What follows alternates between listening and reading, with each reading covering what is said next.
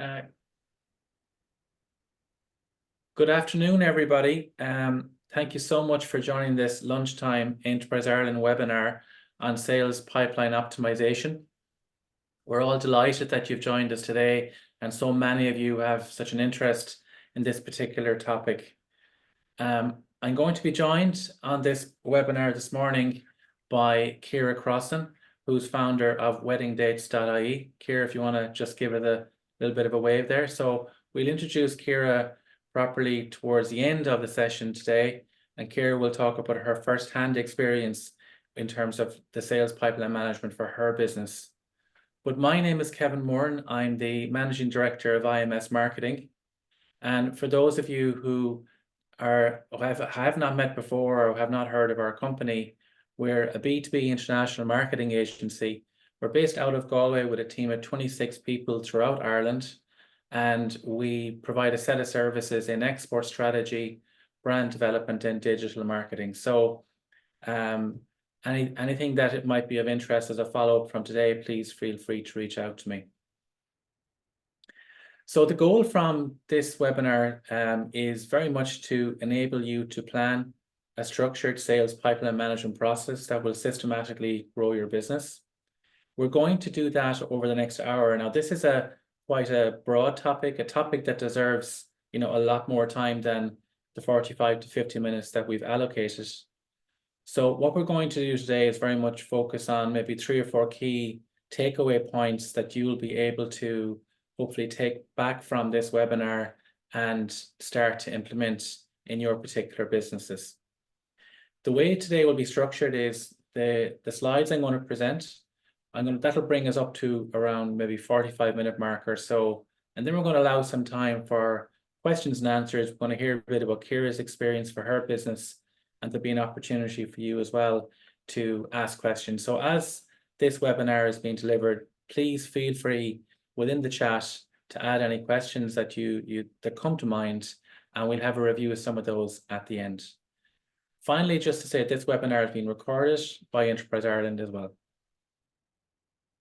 So before we talk about the topic of sales pipeline optimization, I think it's very important to reflect on the fact that the nature of the sales organization is in constant change or constant disruption in many ways.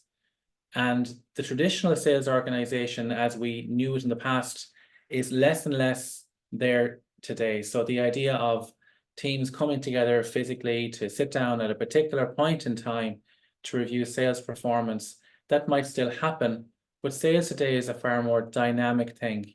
It's dynamic for many reasons. It's dynamic because our teams are working remotely. It's dynamic because our customers are global. And it's also dynamic because there's many different ways that we sell and engage with customers. So the concept of multi-channel selling is very current today. Digital, of course, has a huge role in how we support customers during the sales process. And if we wanted one, bit of research just to underline that, Gartner predict that by 2026, that 80% of B2B sales interactions will be supported through digital channels. So, sorry, Kevin, I'll just interrupt you there. We are only seeing a black screen. We're not actually seeing your slide. So sorry to interrupt your flow, but... Problem. Okay, well, I'm just going to, 1 second, I'll come out of this mode here. Stop sharing. And can I just check with a reshare again now? And if I could just get a thumbs up then from people, if they could tell me if the screen is visible this time. So is the screen visible now? Yeah. It is? All good. Thanks, Kevin. Okay, no problem at all. No problem at all. So I'll just go back 1 slide then for everybody else. So assuming you could all hear me okay, and thank you for that, Ciara. The goal today is very much to help you all to plan and implement a very structured sales pipeline management process. But before we do that, what I wanted to just reflect on was the fact that the nature of the sales organization is changing. And these are some of the points I just covered a few moments ago. So today's webinar, I'm going to cover 4 main areas. I'm going to talk about defining the target customer, supporting the buyer journey, the systematic sales process, and then change and consistency within that process itself. So within each of these bite-sized sections. I'm hoping there'll be kind of 1 or 2 key points that you will take away. So I'm going to start with section 1 here, which is defining your target customer. So when it comes to sales, it is absolutely the case that sales is all about, getting the revenue in the door, and revenue ultimately drives everything else in the business. And sales can be considered very much a numbers game. A numbers game in the context of, lots of activity to generate inquiries which turn into opportunities which turn into sales. And it is quite often the case that for businesses that there's a lot of work in this and a lot of time needed to find those opportunities and convert them. So, that old saying, you need to kiss a lot of frogs to find a prince, is absolutely the case for a lot of sales in organizations, perhaps like your own today. That does lead to, some form of inherent conflict between sales and marketing in organizations. Marketing are working really hard to generate inquiries. Sales often will feel the quality isn't so good. So that is the dynamic that I'm going to talk about a lot over the course of this webinar, because the whole idea of alignment within the organization and across teams is really, really important in terms of having a systematic and successful sales process within your companies. I'm going to give you a very short case study example here of a project we worked on in IMS with a company a few years ago. So in IMS, the majority of what we do is we help companies with digital programs to execute successful lead generation campaigns.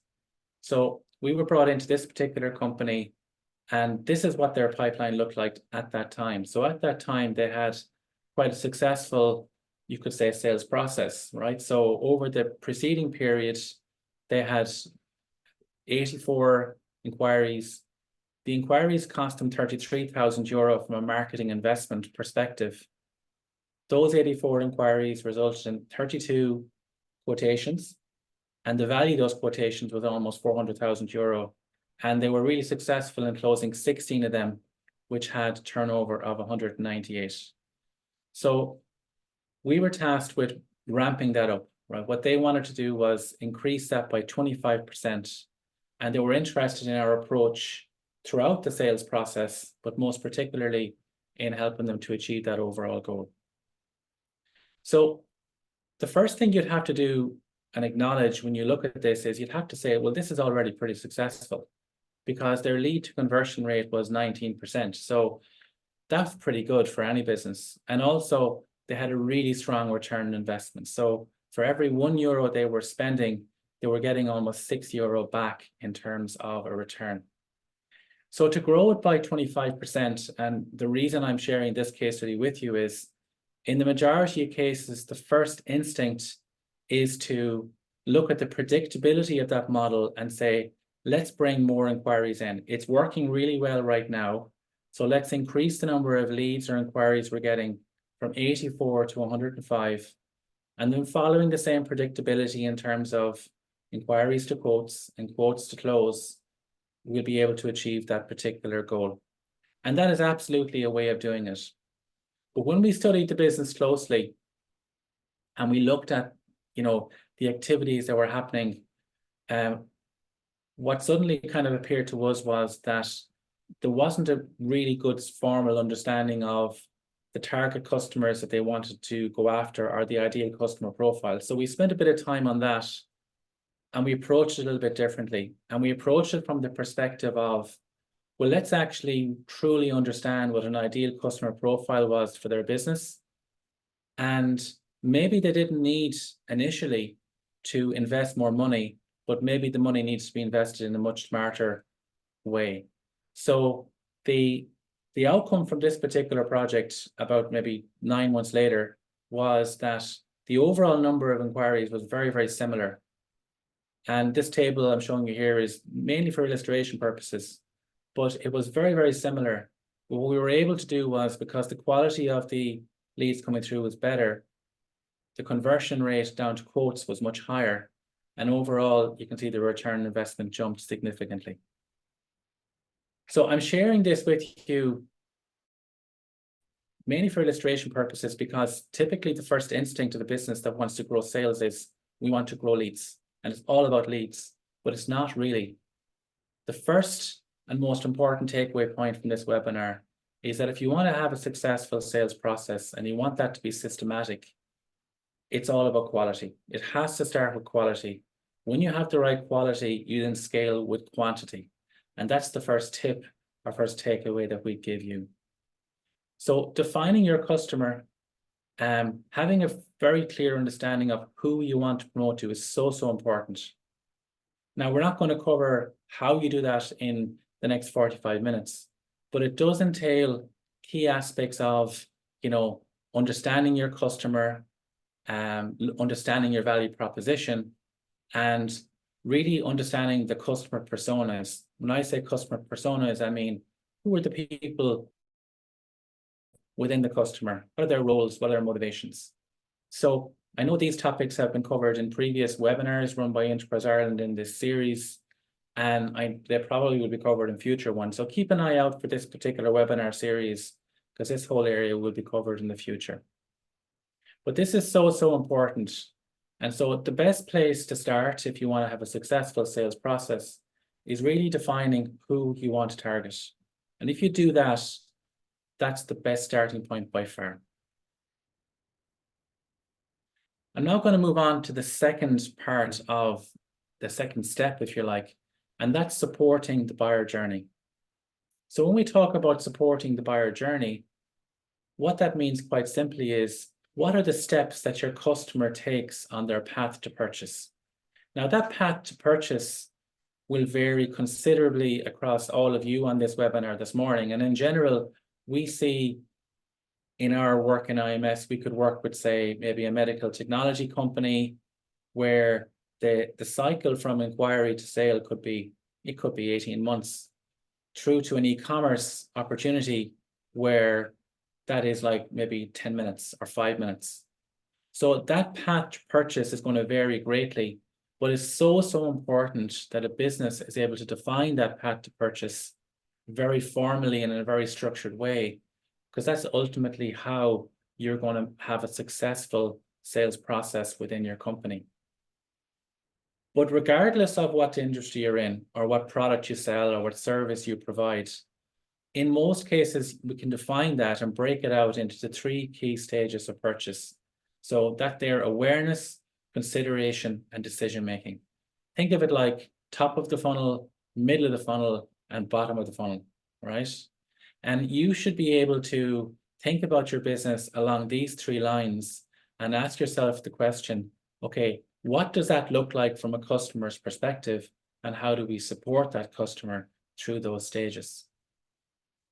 So one really, really important flip here I'd be suggesting you all make is, instead of referring to what you do as our sales process, change your mindset and think about the customer's buying process, okay? Everything in your organization needs to be aligned to make that buying process as efficient as possible, right? That is your purpose, your mission as a business.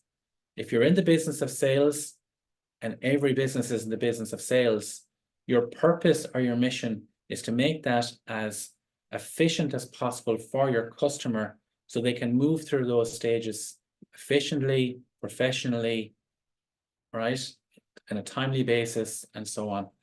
I'm going to talk a bit more about that in the next few minutes, but that's a really, really important shift of mindset that I'd encourage you all to take. So if we look at the 3 stages in a very kind of high level way, at the awareness stage, top of the funnel, the customer has a problem and they're looking to identify, are you potentially able to help them with that problem, right? So top of the funnel, let's think about that initial lead generation or lead qualification step. Now think about who's involved in supporting that, right? So depending upon your business, that could be a whole lot of different people in sales, marketing. It could be some of the leadership in your company. It could be technical people. So we see already that the responsibility for supporting it can often fall beyond one particular type of role. And indeed, it could expand to other types of roles. Similarly, moving to consideration, at this stage, the needs of the buyer in terms of the information they want has shifted, has changed. So now they're moving to a greater level of detail, a greater level of solution information that's being sought. And you need to respond to that in a different way through the information you provide and how you mirror that back in order to confirm that you have that solution. So that's, again, going to involve multiple people in your company potentially. And finally, we're moving to, the closing stage, the bottom of the funnel, where, it's more commercial in nature. And this is where, once again, the information that's required, the needs of the buyer has changed. They've moved from high level to mid funnel. Now they're bottom of the funnel. And your response to that is different once again, because it's reflecting the stage they're at. And it may involve some of the same people who've been involved up to now, but it may involve other people too, maybe procurement, legal, depending on what you do. So why am I showing you all this? I'm showing you all this because fundamentally, sales is not the responsibility of the salesperson in the organization. Sales is the responsibility of the organization, full stop. And there's very few organizations that we work with where that responsibility rests with one person. In fact, there might be an overall owner for it, the sales manager, for example, the owner of the company, whatever it is. But sales is an organizational responsibility. And as we've just seen, through the sales process, most importantly, the buyer purchase journey, different people have different roles in your company to support that. The key aspect here is mapping out those responsibilities, mapping out those roles, identifying very carefully and very precisely the supports, the information, the collateral, the content that you need through each of those steps to enable the customer to buy from you, not to enable you to sell to them. And that's once again such a key shift of mindset for all of you. So think about the organization as being, the purpose is to mirror the customer and support that customer through that journey. If you take this approach, what it will do is it will result in you defining your process in a far greater level of detail and more successful also in our experience. One tip I'd give you today would be, many of you will occasionally do, customer satisfaction surveys, or you'll check in with how happy your customers are, even if that's on an informal basis. And the majority of the questions that we ask relate to the product that they're buying, the service that they're consuming, the quality, all those elements of delivery of what they've bought from you. But how many times have you asked a customer what their experience was during the buying process? How many times have you said to them, can you tell us, what do we do really well there? Or what could we have done better, right? Because the goal of your organization is to make this as efficient as possible for the customer. It's all about that customer experience. So that's the second part of the webinar that I've just covered there. We've now covered so far two key aspects. We've covered defining your target customer. That's all about the who. Supporting the buyer journey, which is all about the organizational alignment and talking about the buyer journey as opposed to you selling to them. I'm now going to move on to how do you create a systematic process. So in order to create a systematic process, there's 3 levels here that need to be achieved, right? The first is to analyze or understand how your process works today, right? That might seem quite obvious, but I'll show you in a minute just an exercise that you can do which will really define it. The second thing that you're going to do is you're going to standardize it. So you're going to create rules around which will bring consistency to the process. And the third thing that we're going to look at is the systemization of it. So when we say systemization, we're talking about maybe the CRM tools that you might employ, things like that. You cannot jump to step 3 to systemize unless you have done step 1 and 2 well. And if you jump to step 3, there's a risk that your systemization will fail, the tool won't be used consistently, or may not be adopted properly at all across your teams. So you'll see that as I go through the next few slides, just how important these first 2 building blocks are. So if we talk about step 1, which is to analyze, similar to the last section, the message here is, look, you all have a unique buyer journey. You all have different products and services. And what we want to do is map that out, okay? We want to map it out. So how are we going to do that? So a very simple exercise that you can do, and we would often facilitate this type of workshop with a company, but you can do it all yourselves in-house really, really easily, is bring your team together, right?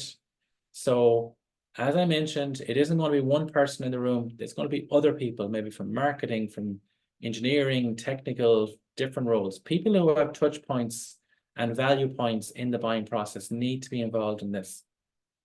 We want your team collectively and collaboratively to map out the last maybe 15 or 20 sales opportunities that you've managed together.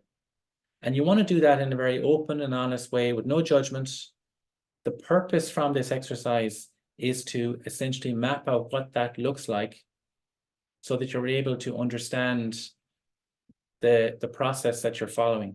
And when you do it, it'll look a little bit something like this, okay? Now, this is an illustration from a workshop that we ran a good while ago, right?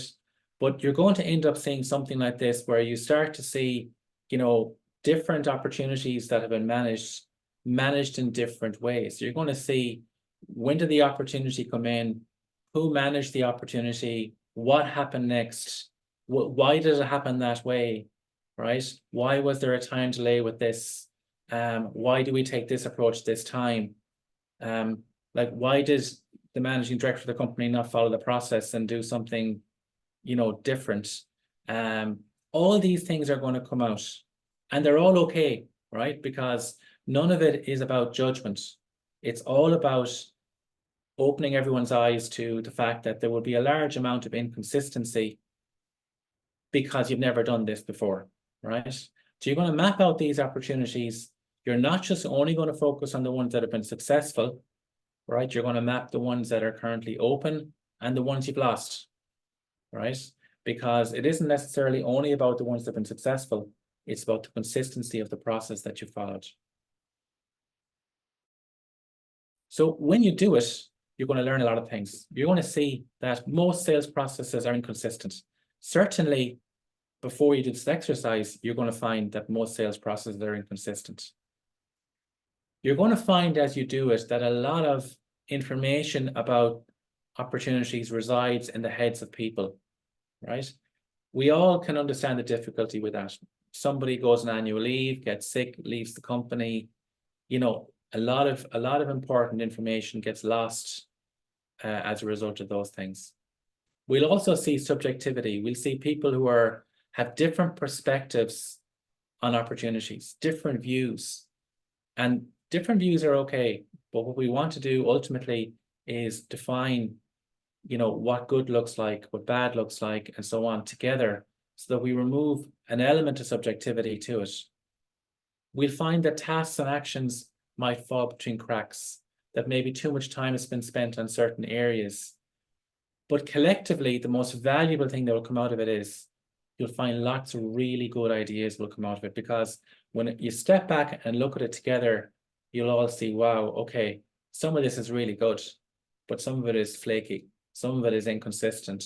Some of it is not delivering a really consistent customer buying experience. So this is such an important, such a simple workshop that you can all do with your teams that really sets you up for success. After you do that step, and you can do it as an extension of this particular first workshop, or you can go away and come back to it a second time. You now next want to standardize or create rules around this.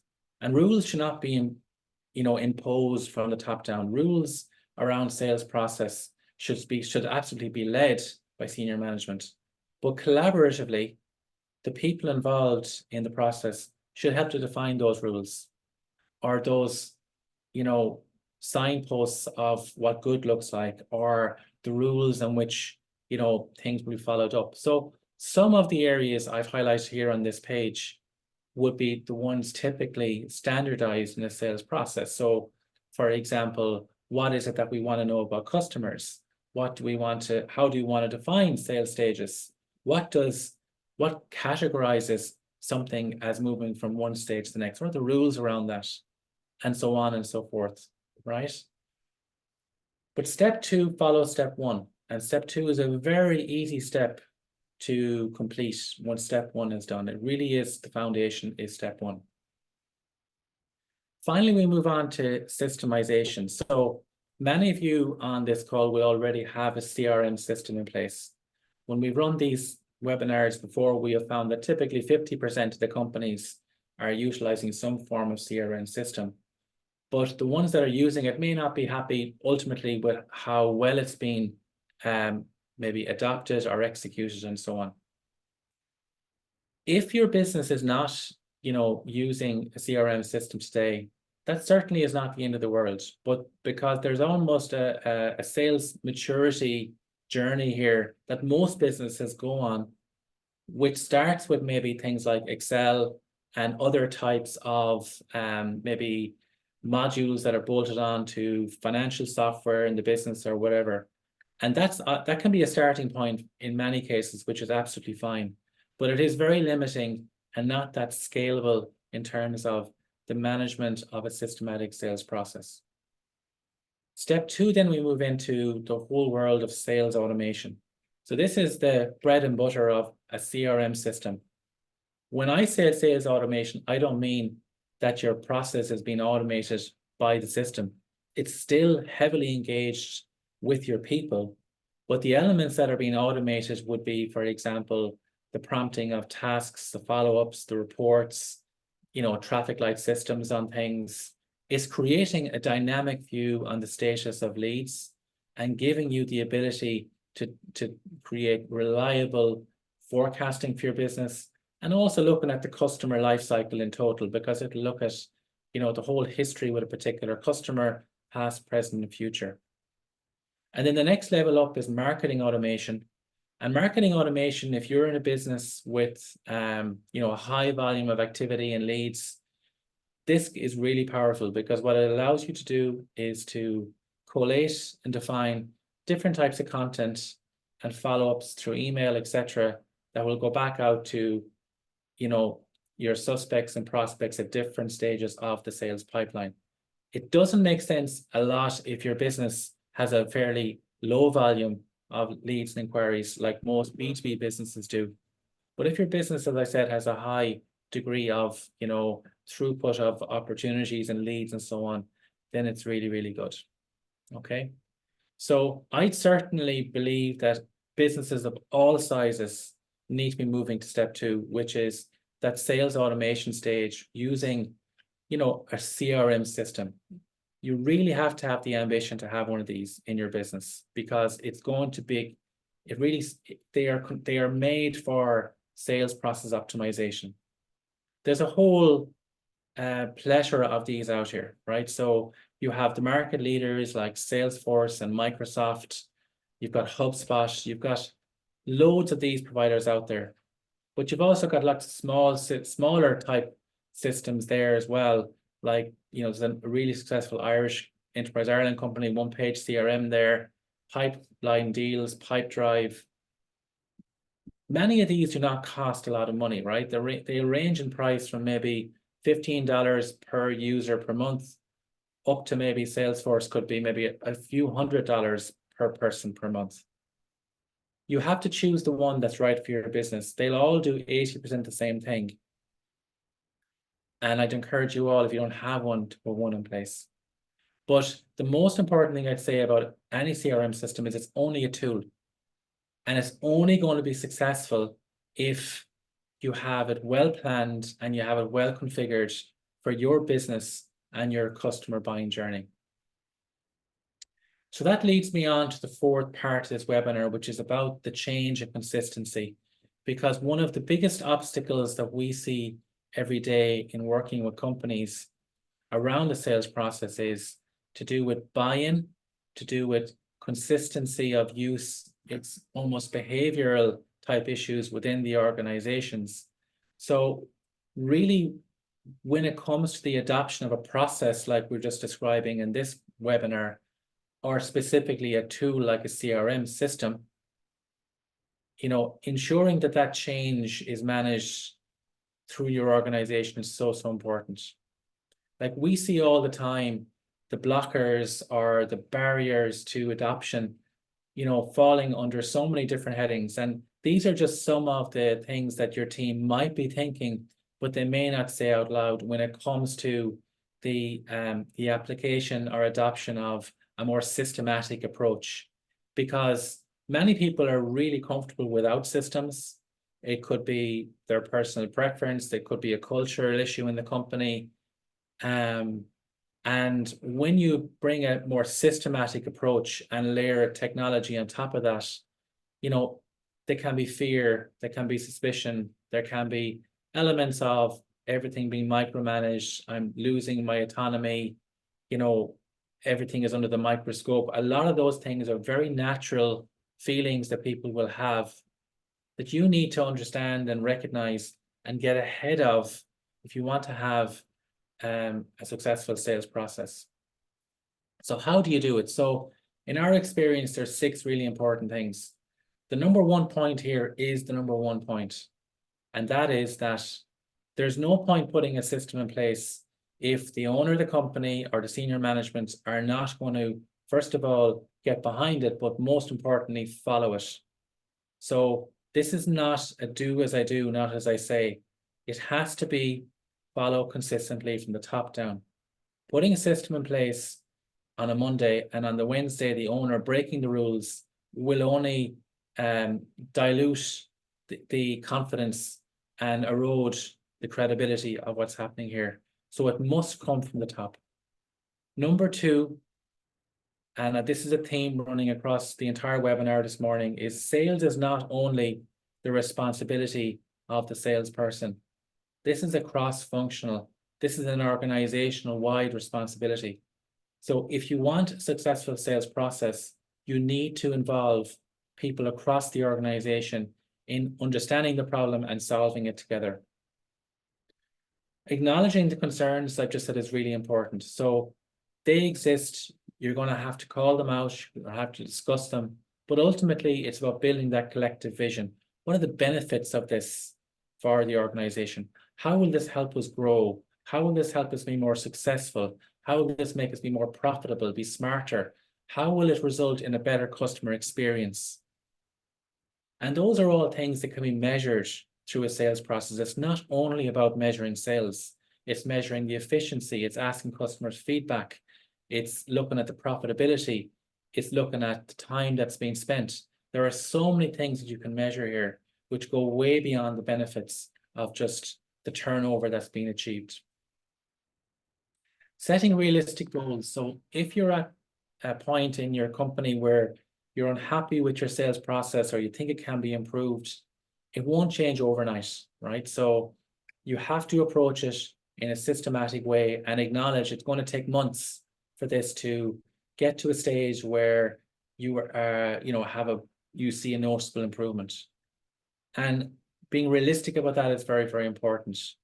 Committing to it is really important. This first time there's a problem, you can't revert back to the old way. You have to say, we're moving forward with this, right? And you have to provide the resources for this to happen.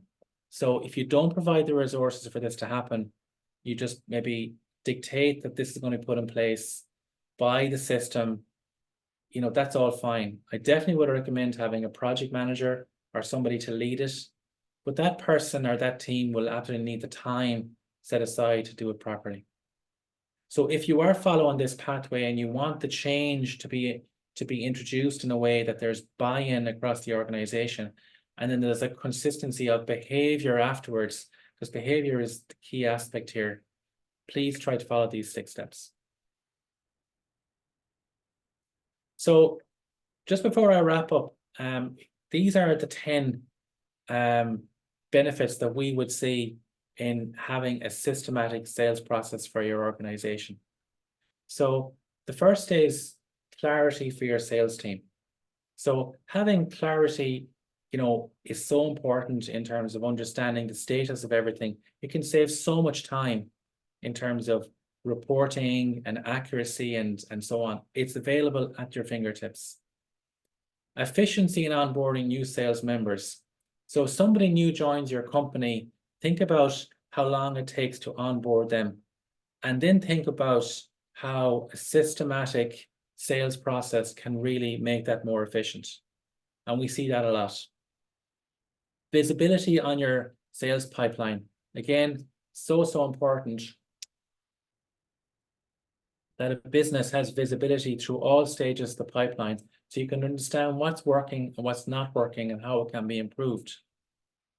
Number 4 is reducing subjectivity. So there'll always be subjectivity because people are dealing with people, and that's absolutely fine. But we want to reduce that in many ways so that we have agreed, standardized definitions or rules around how we will engage with a customer for consistency purposes, but also so that we're able to analyze and improve sales performance.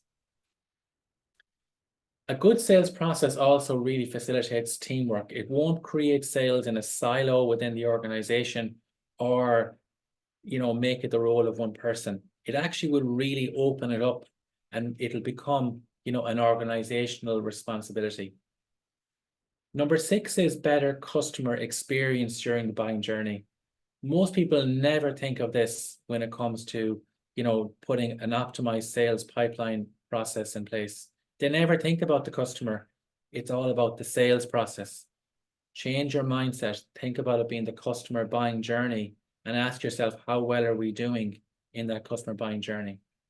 Skills gaps. Nobody is going to have all the skills in the process. You'll be able to identify, are our challenges, the quality of our proposals, the skills we have in qualifying the opportunity. Have we the right people on, in the right places? Is training required? Again, through data and analysis, you can identify these things. Number 8 is recognizing the lifetime value of a customer. When we say lifetime value, we mean looking not just at the current opportunity, but maybe the past and the future. Number 9 is eliminating poor leads quickly. Through data, you can do that. So when you have a systematic process, you really can do that, like the case study example I gave at the end. And number 10, which is, what it's all about, you want to trust the system. You want it to be able to give you greater predictability in forecasting your business. So there are the 10 benefits that we would see of having a systematic sales process. So I've now covered the 4 areas of today's webinar. It's been, it might have felt like a bit of a whirlwind because there's a lot to cover here. But what I'm hoping you'll have taken away is from each of the 4 steps, at least 1 or 2 points that you can take away for your businesses today. So I'd like to thank you very much for listening to this part of the webinar. Once again, my name is Kevin Moran, and if we can assist your businesses at any stage in the future, please feel free to reach out. We're now going to move on to the next part of the webinar, which is a discussion that we will have with Ciara Crossan. Ciara is founder and CEO of Wedding Dates. Ciara, I might just stop. I'll start unsharing my screen here now, and I'll invite you to join us. So just 1 second.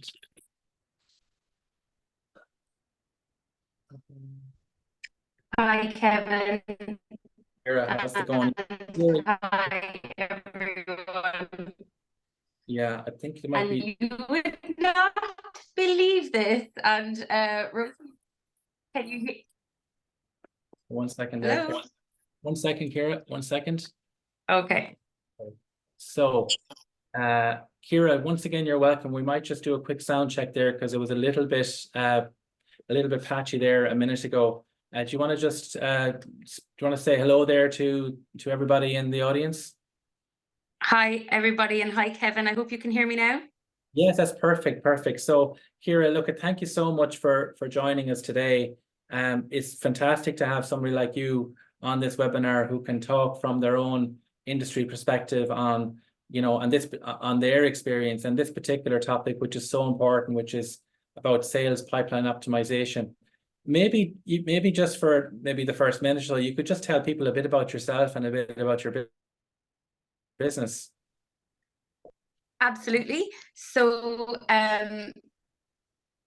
I founded Wedding Dates back in 2008. So we just celebrated our 16th birthday. So I've been around a long time. And actually during COVID, we pivoted the business completely. So now we offer a software platform to our hotel and venue clients. So we have two sides to our business. There's a B2C side, which is weddingdates.ie, where couples can go on and plan their wedding. And we have a B2B side, which is for hotels and venues. And we sell them a software product, essentially. It's called WedPro. So yeah, we operate both here in Ireland and in the UK. And I have a team of 9, and there's 3 in the UK, and then the rest are here in Ireland. So fully distributed remote team. Very good. Well, congratulations on your success and the anniversary of your business as well. I guess just following on from the topic here, Ciara, how early in your business journey would you have first realized the importance of having a systematic sales process in place?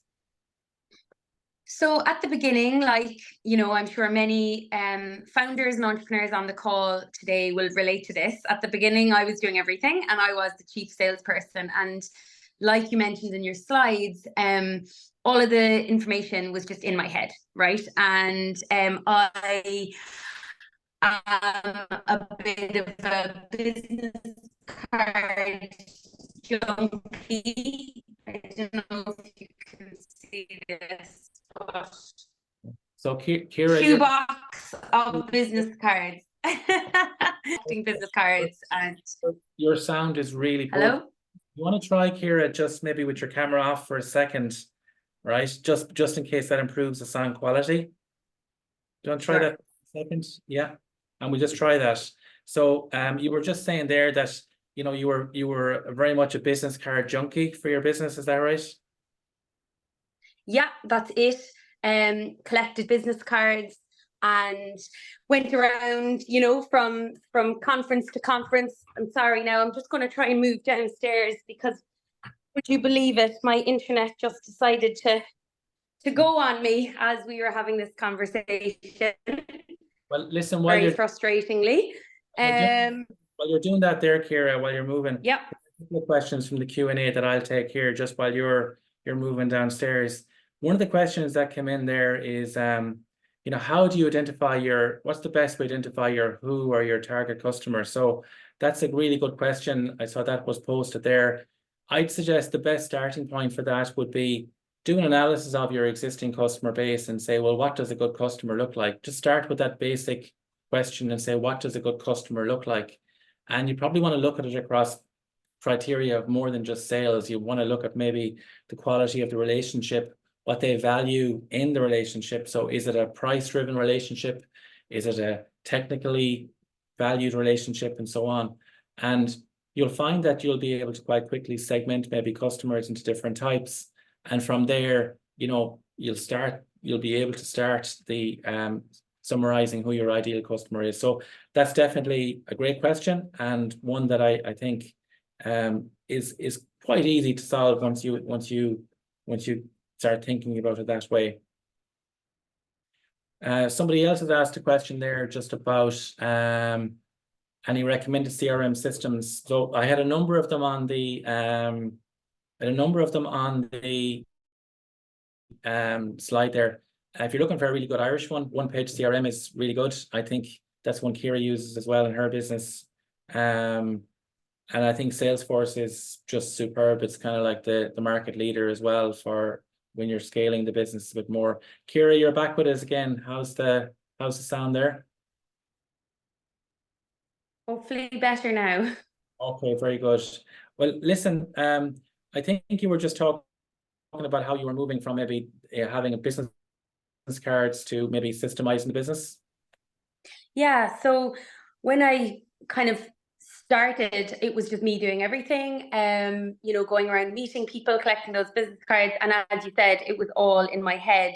But I think then once we were going a couple of years and started hiring people, that's really when I realized that I needed a better system for sharing of information and just to get it out of my head. And I suppose, it's, when you've been to an event or a conference and you meet people, like it's all fresh in your mind for a couple of days, but then as time goes on, you start to forget those conversations, and then you might meet those people again in 6 months' time or a year's time, and it can be, with the best will in the world, we're all only human, so we forget things. So I realized that I needed a system for tracking everything.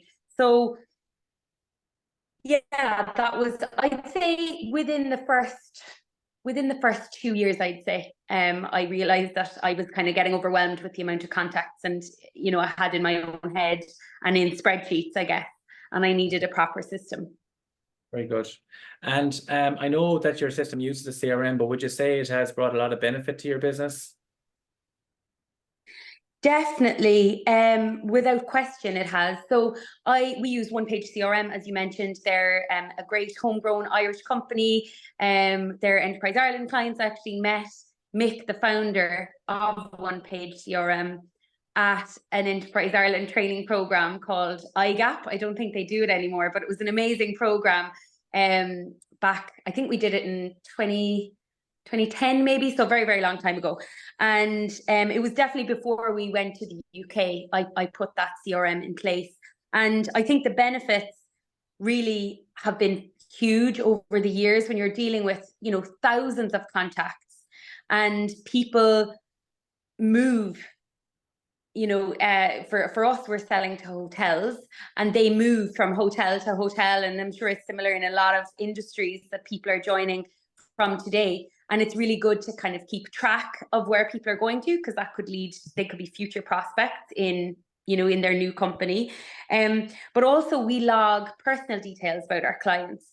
So when they're getting married, if they had a birthday or a big birthday, or if they had their first baby, and it can be really nice. So I'll give you an example. One day a woman contacted us from a hotel. She wasn't a client. We hadn't spoken to her in many, many years.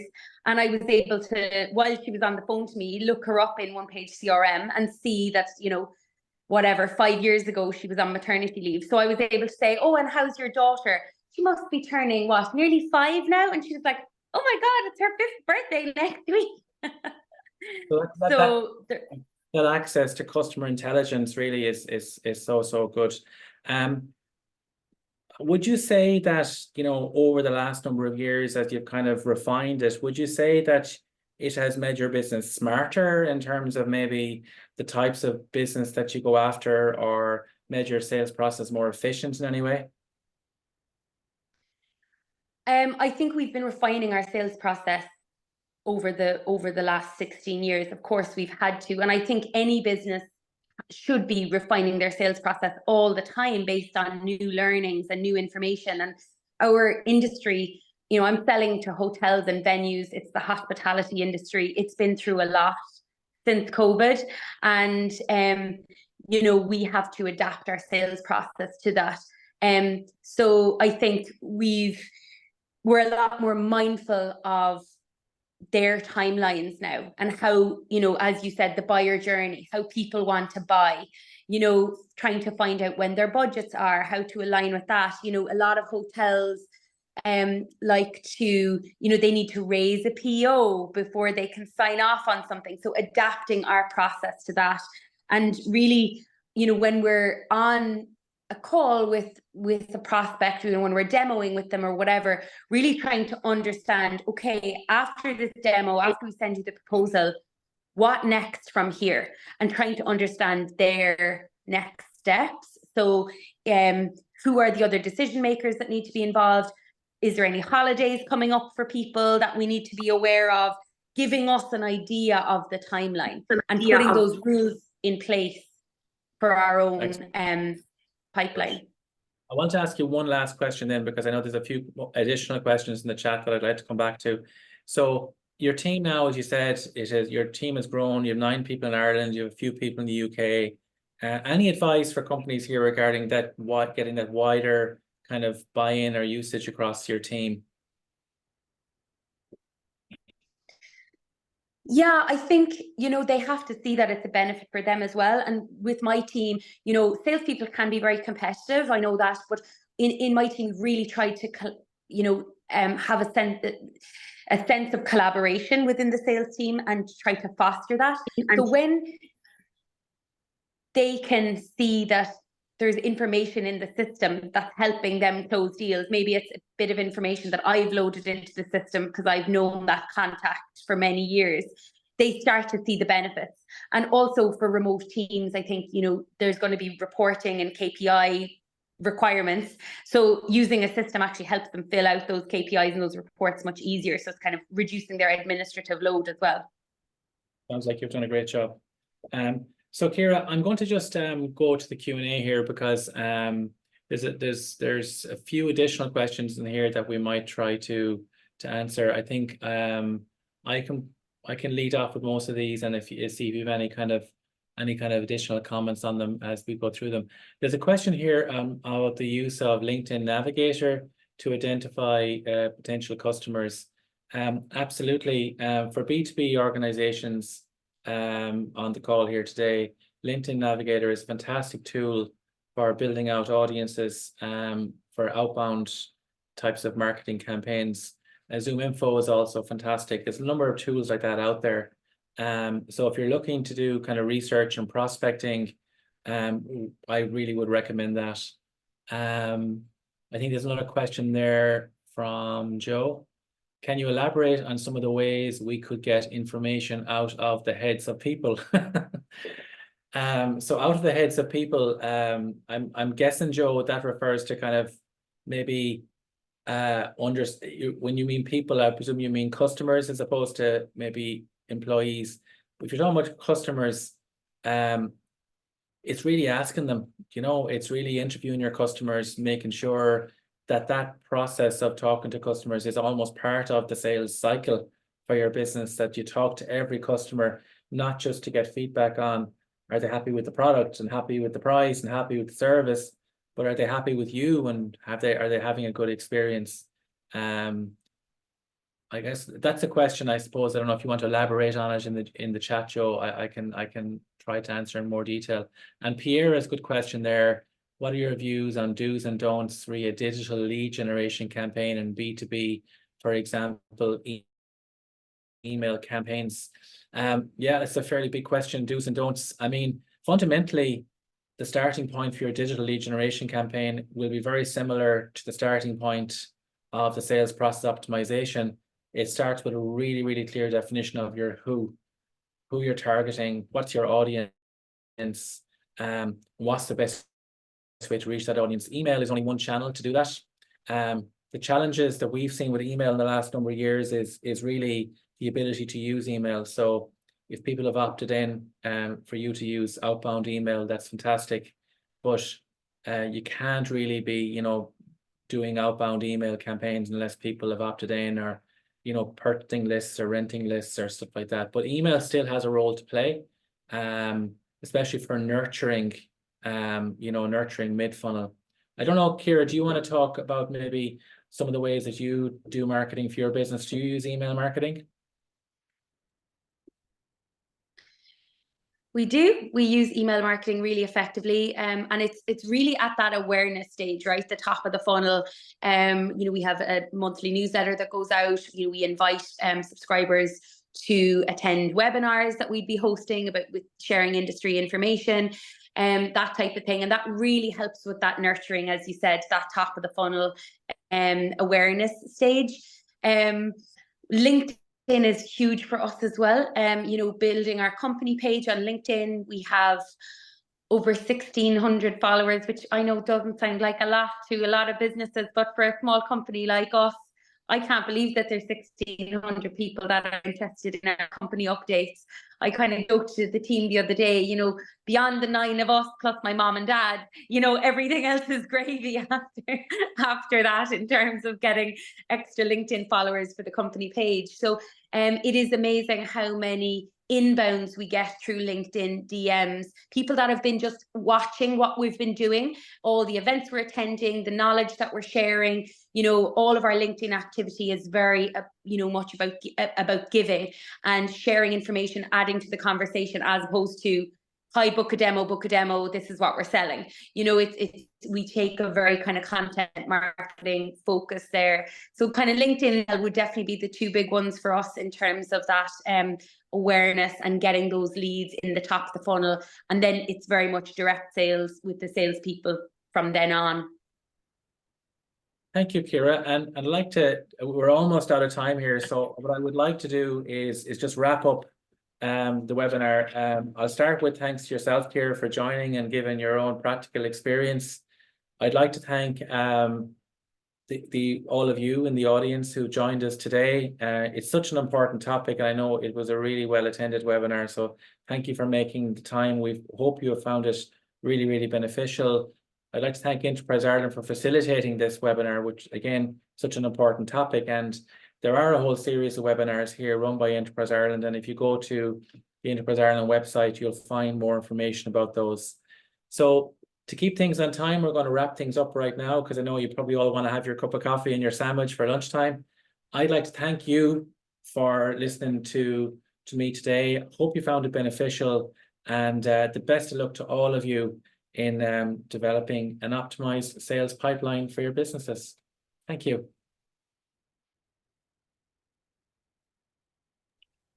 Thanks, Kevin. Bye-bye.